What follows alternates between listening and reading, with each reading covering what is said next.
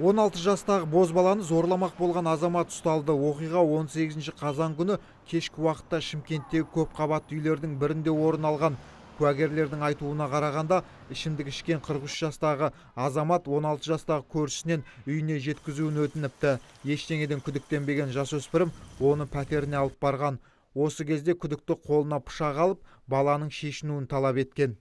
Шымкент қаласының тұрғыны өзінің кәмелетке толмаған ұлына қатысты сексуалдық сипаттағы іс-әрекеттер жасалған туралы арызданған.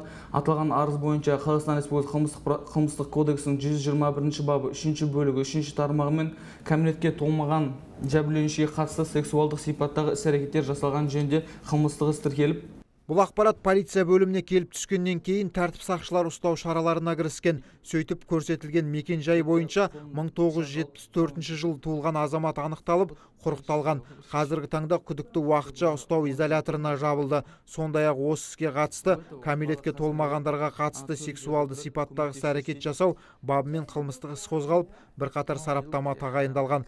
Қазіргі таңда сот алып тергеу амалдары жүргізілуде.